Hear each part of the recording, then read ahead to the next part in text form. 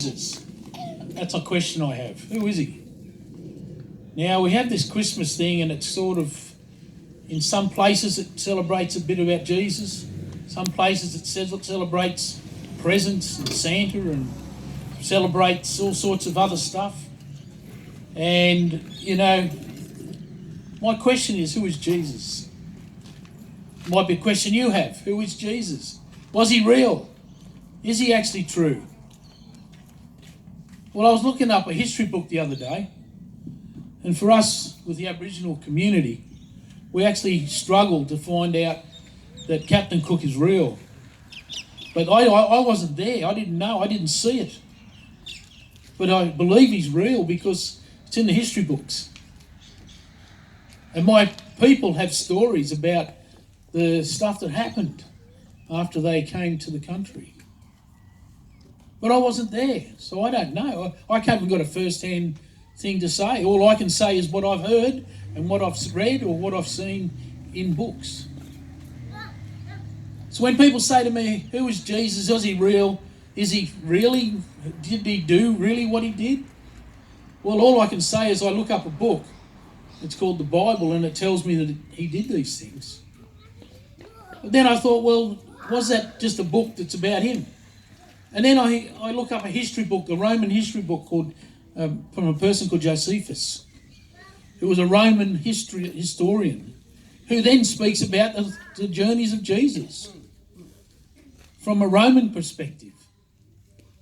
So once I go, oh, there's two books there telling me about this, so it must be true. There must be some truth in it. And if there is truth in it, I thought, well, how do I know that truth?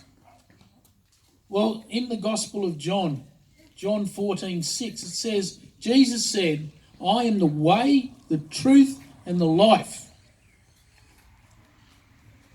Nobody can go to the Father, God, unless you go through Jesus. There is no other way.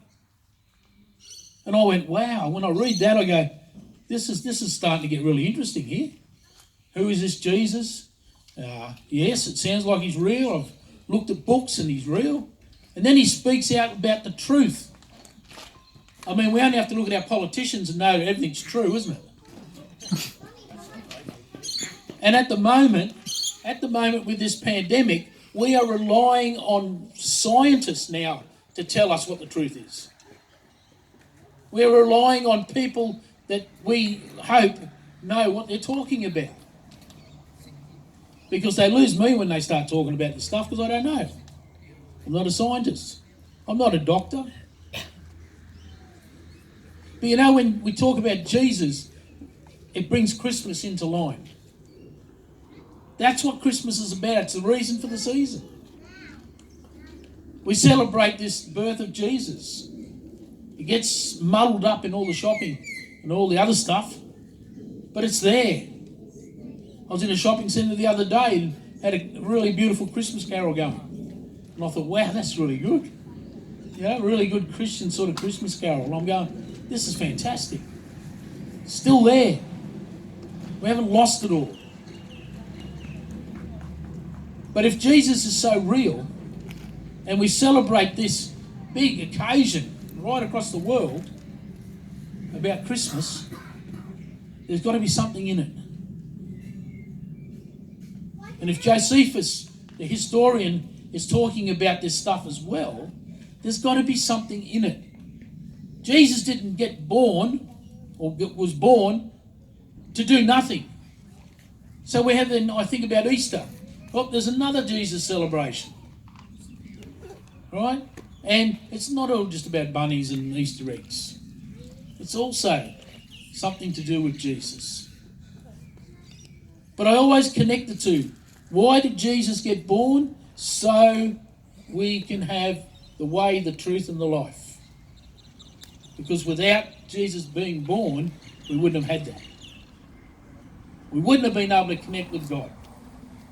It wasn't going to happen. So God sent his son Jesus so we could have life. And sometimes, you know, particularly this time where we've been pretty down, it's been a horrible year, hasn't it? And I've lost my job through this time. 18 years as a minister, lost my job. I never thought that would happen. This pandemic has really caused a lot of problems. But you know, I got depressed. I started to feel like, well, what's the use? You know, all this stuff we talk about. And then I just hung on and thought, you know, Jesus said he's the way, the truth, and the life. And I hung on to Jesus and I said, Jesus, are you really the way, the truth, and the life? And that's given me hope to keep going. I don't need scientists to tell me to keep going and do the right thing. I just need Jesus there with me. Because through the hard times he's with us. I still suffer, I still went through depression, all those things still happen. But Jesus is with us. And he can be with you today. All you've got to do is ask him into your life and say, look, I really want Jesus to be part of my life.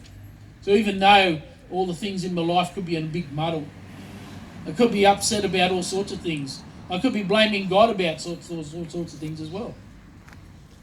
It's easy to do. But without Jesus, we don't have hope. I don't have any hope in scientists, I'm sorry. I don't have any hope in politicians. They don't give me any hope because they're only after election votes.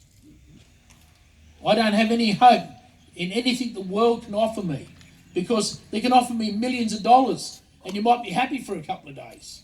And we all think, oh, that'd be great, wouldn't it? Millions of bucks. We go and spend, and then you're unhappy again. I know lots of millionaires, people that are struggling. I know people that have been millionaires over my time. I worked in Sylvania, and there's a lot of millionaires in Sylvania, a lot of suicides in Sylvania too. People with lots of money ending their life because there's no purpose. But Jesus said, I am the way, the truth, and the life. No one comes to the Father except through me. I hope tonight you listen to that. Listen to the story we're going to be telling you about Jesus shortly. I mean, Santa's even coming to, I believe, at some stage. I don't know. The sky's pretty clear. The kids have got to look out for it. But we're going to have all these great things happen tonight. We're going to hear the story of Jesus. I hope that touches your heart tonight in a meaningful way, because that's what it's about. The reason, the season is Jesus.